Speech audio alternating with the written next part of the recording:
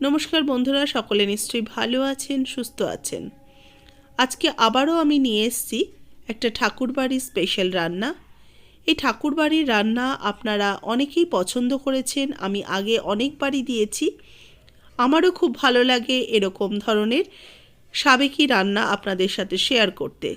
তাই আজকে আমি নিয়ে এসেছি পূর্ণিমা ঠাকুরের লেখা ঠাকুরবাড়ির রান্নার বই থেকে একটা দারুণ স্বাদের রান্না, যেটা হলো ঘন দুধে পাকা মাছ। ঠাকুরবাড়ির রান্নায় কিন্তু ভীষণই একটা ঐতিহ্য রয়েছে, আর একটা অন্যরকম ঘরানার রান্না, যেটাতে কিন্তু প্রত্যেকটা রান্নারই ডিফারেন্ট ডিফারেন্ট টেস্ট আসে। আর খুব সাধারণ রান্না, খুব বেশি আড়ম্বর থাকে না রান্নাগুলোর মধ্যে। নতুন বন্ধুদের স্বাগত জানিয়ে পুরনো বন্ধুদের পাশে থাকার জন্য ধন্যবাদ জানিয়ে শুরু করব আজকের recipe. Welcome to Mimi's recipes. একটা বাটির মধ্যে আমি এখানে পাকা মাছ নিয়েছি। পাকা মাছ এখানে আমি কাতলা মাছের বড় পিস নিয়েছি। একটু বড় কাতলা থেকে পিস করে কেটে নেওয়া রয়েছে। এবার মাছটাকে ম্যারিনেট করে নেব। তার জন্য আমি এখানে পেঁয়াজ বাটা নিয়েছি। পেঁয়াজটাকে শিলনোড়ায় আমি পেস্ট করে নিয়েছি, আর একটু জল বেশি দিয়ে এটাকে পেস্ট করেছি। এই পেঁয়াজ বাটাটাকে আমি এবার একটা ছাঁকনি দিয়ে ছেঁকে পেঁয়াজ বাটার রসটা আমি ব্যবহার করব মাছের মধ্যে। এবার সামান্য একটু জল দিয়ে দিলাম। জল দিয়ে পেঁয়াজটাকে ভালো করে এরকম করে ঠিক চেপে চেপে দিলে ছাঁকনির মধ্যে দেখুন পেঁয়াজের রসটা খুব সুন্দরভাবে পড়ে যাবে।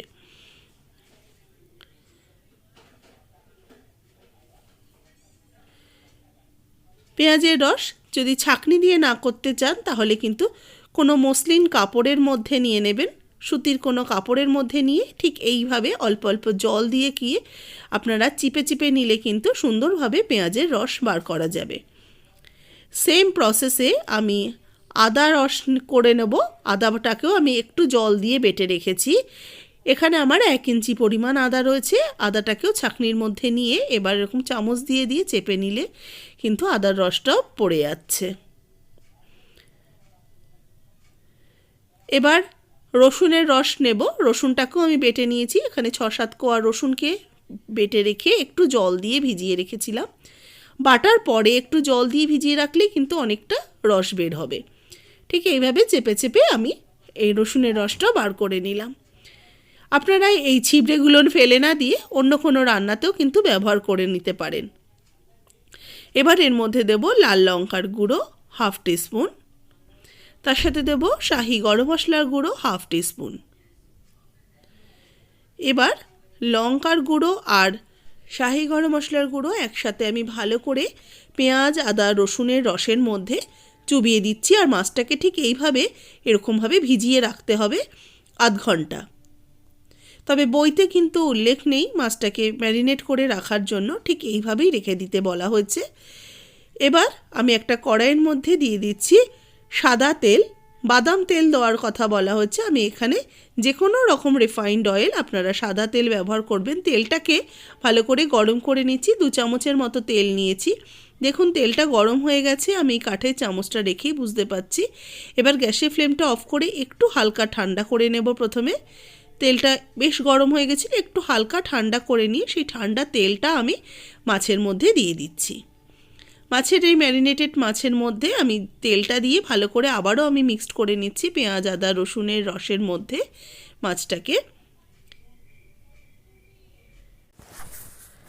এবার মাছের বাটিটাকে সরিয়ে রেখে আমি 1 কাপের মতো নিয়েছি ঘন দুধ।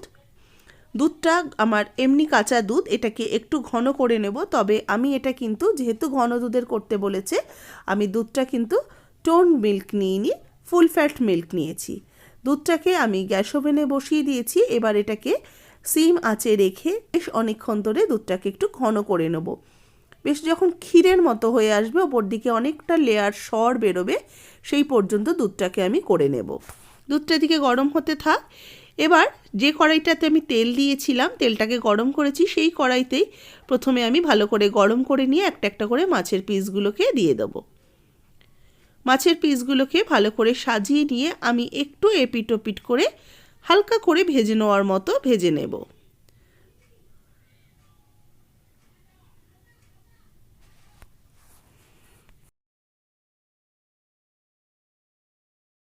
দেখুন 2-3 মিনিট মাছটাকে একটু সাঁতলে নিয়েছি এদিক ওদিক করে। এবার আমি যে পেঁয়াজ, আদা, রসুন আর তেলের যে মিশ্রণটা রয়েছে সেগুলোকে আমি দিয়ে দিলাম, যেটা মাছটা ভিজিয়ে রেখেছিলাম সেটা দিয়ে এবার মাছটাকে প্রথমে একটু ফুটতে দেব।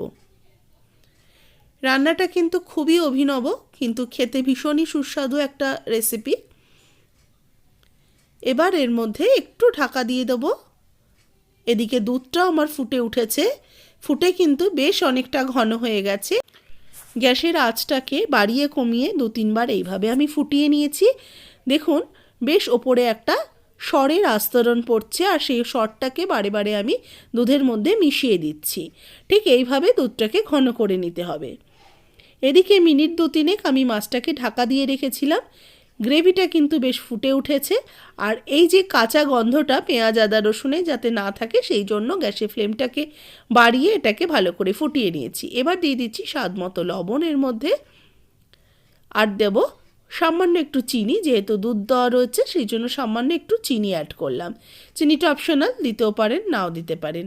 এবার ভালো করে এটাকে মিশিয়ে নিয়ে এবার এর মধ্যে ঘন দুধটা অ্যাড করে দিচ্ছি। দুধটা দেওয়ার পরে ভালো করে এটাকে মিশিয়ে নেব মাছগুলোকে। এবার ভালো করে একটু ফুটতে দেব। দুটো চেরা কাঁচা লঙ্কা অ্যাড করে দিচ্ছি। কাঁচা লঙ্কাগুলো দিয়ে একটু ঢাকা চাপা দিয়ে দেবো, যাতে কাঁচা লঙ্কার সুন্দর ফ্লেভারটা মাছের মধ্যে চলে আসে। মিনিট 3-4 ভালো করে ফুটিয়ে নিয়েছি। দেখুন মাছটা কিন্তু একদমই আমার রেডি হয়ে গেছে। এবার এটাকে নামিয়ে সার্ভ করে নেব। তৈরি হয়ে গেছে ঠাকুরবাড়ির স্পেশাল একটা রান্না, ঘন দুধে পাকা মাছ। কেমন লাগলো রেসিপিটা জানাতে ভুলবেন না। ভালো লাগলে লাইক, শেয়ার, কমেন্টস করবেন। আর নতুন বন্ধু হয়ে থাকলে চ্যানেলটাকে সাবস্ক্রাইব করে নিয়ে পাশে থাকা বেল আইকনটা অবশ্যই প্রেস করে দেবেন, তাহলে রোজকার ভিডিও নোটিফিকেশান আপনাদের কাছে চলে আসবে।